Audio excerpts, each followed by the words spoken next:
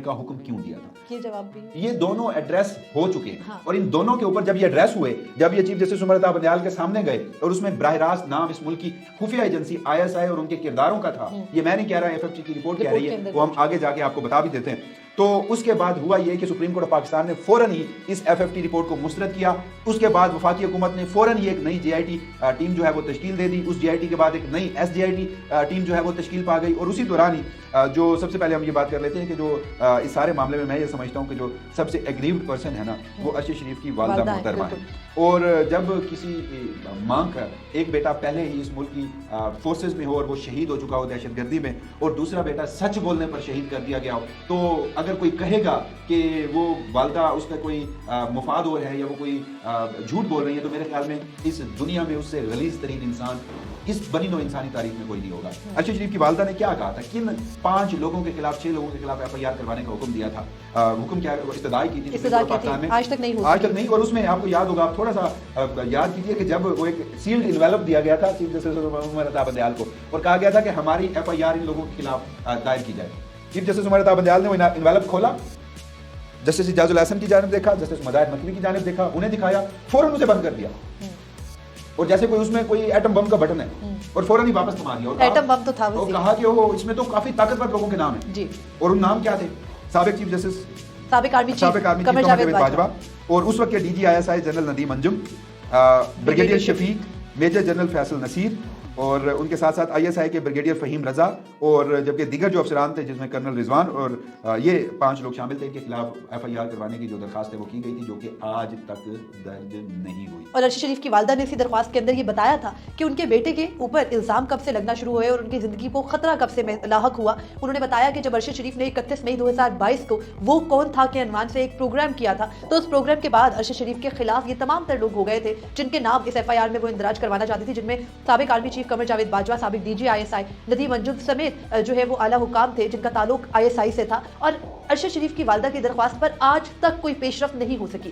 Supreme court نے اس مقدمے کو اتنا سست روی کا شکار کیا کہ 27 ماہ کے بعد بھی آج بھی کوئی پیش رفت نہیں ہوئی. آج بھی حکومت میوچل لیگل اسسٹنس کے لیے 1 ماہ کا مزید وقت لے کر چلی گئی، اور ایک ایسے وقت پر جب پورے کا پورا بینچ برہم تھا کہ کیوں اتنی تاخیر ہو رہی ہے ارشد شریف کے قتل کیس کی تحقیقات کے لیے. بہرحال میں اور وسیم آپ کے سامنے اس ویڈیو کے توسط سے دوبارہ ماضی میں جا کے وہ فیکٹ فائنڈنگ رپورٹ جو سپریم کورٹ آف پاکستان میں 7 دسمبر 2022 کو جمع ہو گئی تھی اس کے کچھ حصے رکھیں گے، جس سے یہ ثابت ہوتا ہے کہ ارشد شریف کے کیس میں جتنے کردار تھے ان سب کے ساتھ بات کرنے کے بعد، تحقیقات کرنے کے بعد فیکٹ فائنڈنگ ٹیم اس نتیجے پر پہنچی تھی کہ ارشد شریف کو اس ملک سے نکالنے والی یہاں کی خفیہ ایجنسیاں، ارشد شریف کو وہاں باہر دبئی سمیت کینیا میں بھی جا کر کے خطرے سے لاحق کرنے والی یہی خفیہ ایجنسیاں تھیں. وہ کیسے؟ سوال سپریم کورٹ آف پاکستان نے فریم کیا. پہلا سوال تھا ارشد شریف ملک چھوڑنے پر کیوں مجبور ہوئے. FFT کی اسی ٹیم نے اپنی فائنڈنگز میں 592 صفحات کے دوران لکھا کہ ارشد شریف پر 16 مقدمات درج کیے گئے اور یہ تمام مقدمات غیر قانونی اور جھوٹے تھے، اور انہی مقدمات کی وجہ سے ارشد شریف کو ملک چھوڑنا پڑا تھا. اور ان مقدمات میں غداری کے مقدمات بھی تھے، اور غداری کے مقدمات کی کہانی ہے، وہ کہانی ہے، وہ بڑی دلچسپ ہے. FFT کی یہی ٹیم لکھتی ہے کہ جب انہوں نے ان 16 مقدمات میں 16 جو اس میں مدعیان تھے یا FIR کرنے والے تھے ان کو طلب کیا، تو اس میں سے 2 سے 3 لوگ تو FFT کے سامنے آئے، لیکن باقی اتنے طاقتور انورٹڈ کاماز میں محب وطن تھے کہ وہ اس FFT کی ٹیم کے سامنے پیش نہیں ہوئے. اس میں ایک واقعہ وہ بتاتے ہیں، کراچی کا تھانہ کون سا تھا؟ ملیر گوٹ کا تھانہ تھا. ملیر گوٹ کا تھانہ تھا، اور اس تھانے میں وہاں کا جو SHO ہے وہ FFT کو بتاتا ہے کہ مجھے ہمارے SP کی کال آئی اور وہ کہتا ہے کہ اپنے قریبی ISI کے آفس پہنچو. میں وہاں پہنچا تو وہاں پر ISI کے 3 آفیشلز موجود تھے. مجھے کہا گیا کہ ارشد شریف کے خلاف ہائی ٹریزن کی، غداری کی FIR درج کرو. تو میں نے ان سے کہا کہ FIR ہائی ٹریزن کی یہ درج کرنے سے پہلے جو صوبائی حکومت ہے اس سے منظوری لینا ہوتی ہے. تو مجھے کہا گیا کہ منظوری ہم بعد میں لے لیں گے، پہلے تم FIR درج کرو. تو سپریم کورٹ آف پاکستان میں پہلا سوال ارشد شریف کے ملک کیوں چھوڑا. ارشد شریف نے ملک اس لیے چھوڑا کہ FFT کی رپورٹ، سرکاری رپورٹ یہ بتاتی ہے کہ ISI ان کے خلاف جھوٹے من گھڑت FIRs کروا رہی تھی، جس کی وجہ سے ارشد شریف کو ملک چھوڑنا پڑا تھا. بالکل ایسا ہی ہے. اور اس کے بعد جو اگلا سوال تھا کہ ارشد شریف جب ملک چھوڑ کر چلے گئے، یہ فیکٹ فائنڈنگ ٹیم یہ بھی کہتی ہے کہ جب انہوں نے مختلف کرداروں سے جو ارشد شریف کے ساتھ لنک تھے، جن میں ان کی فیملی بھی موجود ہے، جن میں ARY کا جو ارشد شریف کا اپنا سٹاف تھا، جس میں عدیل راجہ ہیں، کاشف عباسی سینئر اینکر ہیں، اس کے علاوہ جو ARY کے مالک ہے سلمان اقبال، ان سمیت وہ تمام تر لوگ جن کا کہیں سے بھی کوئی بھی تعلق ارشد شریف کے ساتھ ملتا نکلتا تھا یا جن کے ساتھ وہ رابطے میں تھے اپنے انتقال سے پہلے، ان تمام تر افراد سے مختلف جو ہے وہ اسٹیٹمنٹس ریکارڈ کی گئی. اور پھر FFT نے اپنی فائنڈنگز دی. FFT نے یہ بھی سوال اٹھایا کہ وہ کون سا امیگریشن آفیسر تھا जिसने अरशद शरीफ के मुल्क छोड़ते वक्त उनकी एक तस्वीर जो है वो सोशल मीडिया पर वायरल करवा दी थी, और उस तस्वीर की वजह से अरशद शरीफ के खिलाफ बाकायदा ट्रेंड्स बने थे, आपको भी याद होगा। और उसके बाद फिर अरशद शरीफ दुबई में रुके, दुबई में जाकर के, क्योंकि आपको पता है ARY का ओरिजिन दुबई से है, तो ARY में अरशद शरीफ जिस होटल में रुके थे उस होटल में आकर उनको वहां के मुत्तहिदा अरब अमारात के हुक्काम ने आकर के कहा कि आप दुबई छोड़ दें, और ये भी साथ में तंबीह की अरशद शरीफ को कि आप किसी ऐसे मुल्क में जाइएगा जो पाकिस्तान फ्रेंडली मुल्क ना हो, पाकिस्तान का दोस्त मुल्क ना हो, क्योंकि आपकी जान को सख्त खतरा लाहक है। बाद में जब यानी पाकिस्तान से कोई जाएगा और आपको मार डालेगा। एग्जैक्टली। और फिर FFT ने जब वहां पर जो आपको पता है मुख्तलिफ वीजा जो है वो ऑपरेटर्स और मुख्तलिफ जो वीजा कंफर्मेशन के ऑफिसर्स होते हैं उनसे जब रब्ता किया, तो एक ऑफिशियल था जो ISI का डायरेक्टर था, दुबई में तैनात था, और उससे जब सवाल हुए कि अरशद शरीफ को दुबई से कैसे निकाला गया, तो वो बिल्कुल मुकर गया। उन्होंने साफ इनकार कर दिया और कहा मुझे नहीं मालूम कि अरशद शरीफ दुबई आए भी थे। ये दौरानिया था अगस्त 2022 का, 9 अगस्त से लेकर गालबन 23 अगस्त के दौरान का, जब अरशद शरीफ दुबई में मुकीम थे। वहां पर आकर के उनको होटल में UAE का कोई हुकाम मिले, फिर अरशद शरीफ वहां परेशान थे। अरशद शरीफ के सामने जो ऑप्शन रखे गए जिन ममालिक में जाने का, क्योंकि उनके वीजा नहीं लगे हुए थे, तो जिन ममालिक का उनके सामने ऑप्शन रखा गया उनमें नंबर 1 मालदीव था, नंबर 2 श्रीलंका था, और उनको कहा गया कि या फिर आप किसी अफ्रीकी मुल्क चले जाए। लेकिन जो दुबई के हुकाम थे उन्होंने अरशद शरीफ को यह मशवरा दिया कि या तो आप बरतानिया चले जाए या आप अमरीका चले जाए, दूसरे तीसरे किसी मुल्क में ना जाइएगा क्योंकि आपकी जान को सख्त खतरात लाहक हैं। और उसके बाद अरशद शरीफ केन्या चले गए। केन्या जाने का मशवरा किसने दिया? सब एक दूसरे पर जो है वो इल्जाम डालते हैं। सलमान इकबाल कहते हैं कि उनके जो दफ्तर ही के दूसरे ARY के किरदार थे, उन्होंने जो है वो अरशद शरीफ को, तारिक वसी गालिबन उनका नाम है, उन्होंने जो है वो केन्या में किया। जब उनसे सवाल हुआ तो वो कहते हैं नहीं, ये अरशद शरीफ का अपना फैसला था कि वो केन्या जाना चाहते थे। मुख्तसर अरशद शरीफ ने मुल्क क्यों छोड़ा, सुप्रीम कोर्ट ने सवाल फ्रेम किया। FFT की रिपोर्ट ने बता दिया कि ISI उनके ऊपर झूठे, मनगढ़ंत और हाई ट्रीजन जैसे मुकदमात जो है वो दर्ज करवा रही थी। सुप्रीम कोर्ट ने दूसरा सवाल फ्रेम किया कि अरशद शरीफ को दुबई क्यों छोड़ना पड़ा। FFT की इसी रिपोर्ट में है कि जब वो ISI के एक ऑफिशियल से वहाँ पर जो एम्बेसी में या मिशन में था उनसे सवालात किए तो वो इसका कोई तसल्ली बख्श जवाब नहीं दे पाया, खामोश रहा। और उससे मुतालिक मजीद भी उन्होंने तफ्तीश जो और अरशद शरीफ की वालदा ने सुप्रीम कोर्ट ऑफ पाकिस्तान के उस 5 रुकनी बेंच को खड़े होकर खुद बताया, और वो ऑन द रिकॉर्ड भी है, वो FFT में भी शामिल है, कि अरशद शरीफ ने खतूत लिखे हुकाम बाला को पाकिस्तान छोड़ने से पहले कि मेरी जान को सख्त खतरात लाहक है, मुझे धमकियां दी जा रही हैं जान से मारने की। लेकिन क्या किया गया? कुछ भी नहीं, मार दिया गया दियार गैर में जाकर। अरशद शरीफ केन्या में कत्ल हुए। वैसे तो 592 सफ़ात की रिपोर्ट बड़ी मुफस्सिल है, इसके मुख्तलिफ एंगल्स हैं, वो गाय बगाय हम उसका तज़किरा करते रहेंगे। मगर जो सबसे अहम वहाँ के 2 किरदार थे जिनके जो मेज़बान थे अरशद शरीफ के, वक़ार और खुर्रम। जब FFT उनके पास पहुंचती है और अरशद शरीफ के उस अपार्टमेंट कंपाउंड या उस एरिया का उनके पेंट हाउस में वो रह रहे थे, उनके एरिया में पजीर रहे, वहां की CCTV फुटेज मांगती है, तो उनका क्या जवाब होता है? जब CCTV मांगी गई थी, ये वकार और खुर्रम वो किरदार जो अरशद शरीफ की मेजबानी केन्या में कर रहे थे उनसे, तो वकार जो कि मेन प्राइम जो वहां पर मेजबान था, उसने जब उनसे CCTV मांगी गई अरशद शरीफ के आखिरी दिनों की, यानी 19 अक्टूबर से 23 अक्टूबर की, तो पहले उन्होंने कहा कि कुछ ना टेक्निकल ग्लिच की वजह से CCTV मौजूद नहीं है। फिर जब FFT ने दोबारा जो फैक्ट फाइंडिंग टीम के मेंबरान थे उन्होंने कहा, तो उसने कहा मैं शाम को दे दूंगा।